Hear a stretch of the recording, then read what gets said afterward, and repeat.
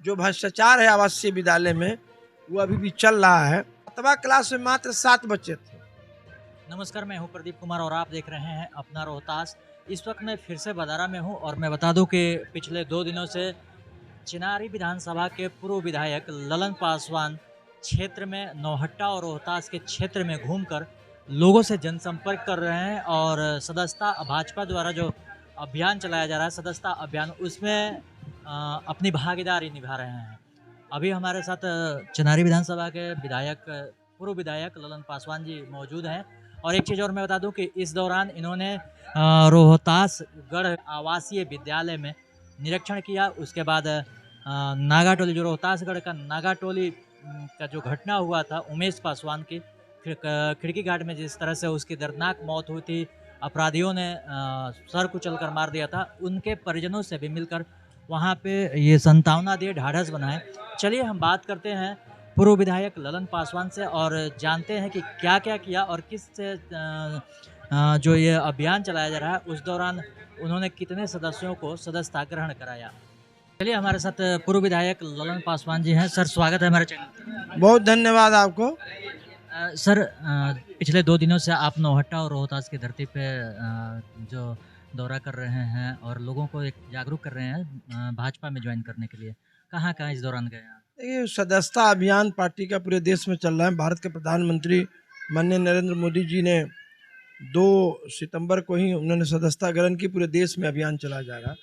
उसी संदर्भ में मैं नौहट्टा 2 दिन नहीं 3 दिन से मैं यहाँ प्रवास पे हूँ और कई जगह आए थे। भदारा है, अभी नवारा थे, नौहट्टा बाजार में थे। कल हम लोग पहाड़ पर थे, नागाटोली, एक उमेश पासवान की हत्या हुई थी उसमें गए थे। और वहीं गए तो वो लोगों ने कंप्लेन किया तो हम आवासीय विद्यालय चले गए। तो लगातार कार्यक्रम हो रहा है। अब गए तो नागाटोली आवासीय विद्यालय अनुसूचित जनजाति का आवासीय विद्यालय है। पहला क्लास से 7वां क्लास तक। पहले पैसे कम मिलते थे, 900 रुपया पर भोजन मिलता था। अब तो 2400। माननीय नीतीश कुमार जी के कृपा से मैं जब चेयरमैन था तो आग्रह किया तो 900 वाला को 2400 कर दिए, 1200 वाले को 2600 कर दिए। लेकिन कल मैं गया, सब मेरे साथी थे, राजेश्वर जी थे, बहुत लोग थे, अरुण चौबे जी, बहुत साथी थे, भानु मिश्रा जी थे, हरेंद्र जी थे, बलराम जी थे, राम प्रवेश चंद्रवंशी थे, प्रमोद चंद्रवंशी थे, कई साथी थे वहाँ।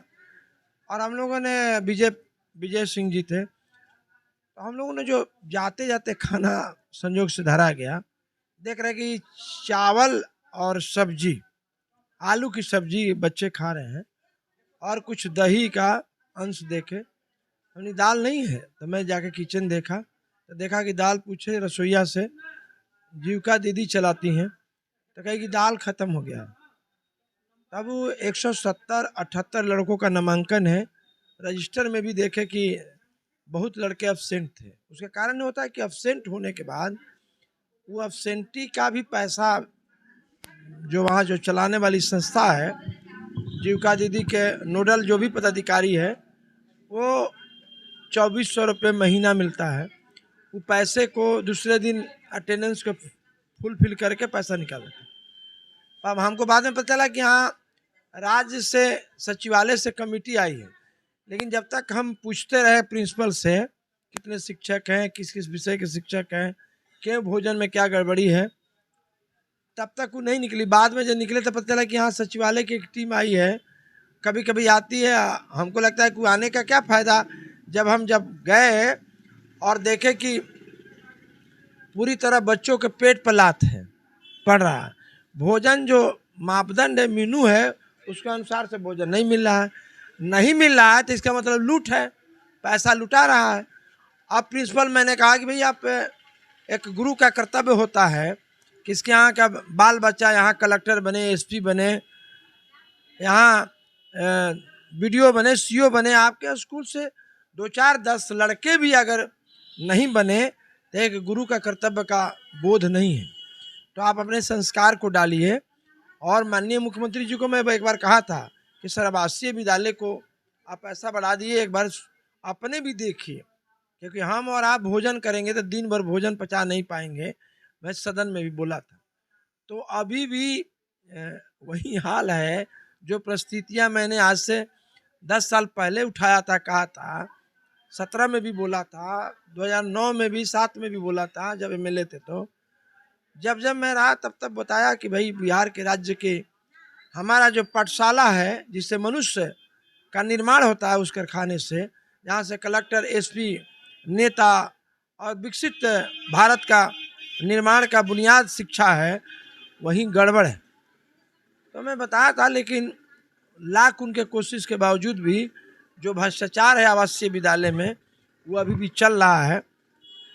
720 आवासीय विद्यालय एक रेहल में, मैंने रमेश ऋषिदेव जी माननीय मंत्री थे, मैंने रिक्वेस्ट किया था, बना है, उसका भी स्थिति लगभग वही है जो मुझे ज्ञात हुआ। कल सर जांच कल तो मैं आवासीय विद्यालय नागाटोली का मैं जांच किया, तो सभी जगह अभी पूरी तरह व्यवस्थित नहीं। शिक्षकों का अभाव है, अंग्रेजी का शिक्षक नहीं है, केमिस्ट्री का नहीं है, बायो का नहीं है, हिंदी का शिक्षक नहीं है।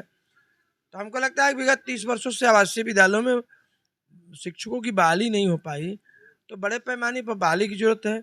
अब 7वां क्लास में मात्र 7 बच्चे थे, वहाँ थे जहाँ की ऐसा बियाबान है, मैंने कहिए कि ऐसे शुद्र इलाका है जहाँ की आवास, मैंने विद्यालय होने का बहुत मतलब है, वहाँ अगर बच्चे नहीं पढ़े तो कहाँ चले जा रहे हैं? इसका मतलब बच्चे वहाँ शिक्षा की व्यवस्था कमजोर है तो कहीं दूसरे जगह पढ़ रहे हैं, और नहीं तो नहीं पढ़ रहे हैं। नहीं पढ़ रहे हैं वो भी बड़ा गड़बड़ है। आप पढ़ रहे हैं दूसरे जगह पढ़ रहे हैं तो इसका मतलब कि शिक्षा व्यवस्था कमजोर है वहाँ। इसलिए मैं बताया, प्रचार से मैं निवेदन किया कि गुरु होने का बोध कराइए, यहीं से संस्कार, यहीं से संस्कृति, यहीं से निर्माण का ये पहली ईंट है, और राष्ट्र का निर्माण का पहली बुनियाद शिक्षा है। तो राष्ट्र निर्माण की पहली बुनियाद शिक्षा है। माता पिता के बाद आप गुरु हैं। आपकी रोशनी अगर नहीं जाएगी तो इन नागाटोली और इस कैमूर की वादियों में नक्सल कभी विराजमान था, तक बंदूक छोड़ के कलम उठाने का हम अपील करते रहे। नक्सलवाद जरूर खत्म हो गया है, लेकिन फिर ये लड़के कलम नहीं चलाएंगे तो गुर्बत का दिन आएगा, बेरोजगारी आएगी, बेबसी आएगी, तो फिर वो हथियार की तरफ जाएंगे। तो मैंने बड़ी आग्रह किया। अब मेरे आग्रह का, और मैं जिला कलेक्टर से कहूँगा, ऐसे मैंने मुख्यमंत्री को भी मैं पत्र लिखूंगा और कल्याण मंत्री को भी मैं बताऊंगा। मैं जिला कलेक्टर से आग्रह करूंगा कि आप स्वयं नागाटोली और पहाड़ के जितने आवासीय विद्यालय हैं, स्वयं जाके उसका भोजन करें और भोजन चेक करें कि आवासीय विद्यालय में किस तरह की लूट हो रही है, पैसे कहाँ जा रहे हैं, चाहे का जीविका दीदी हो, चाहे जो भी नोडल पदाधिकारी, उस पर कार्रवाई होनी चाहिए। बहुत बहुत धन्यवाद। बहुत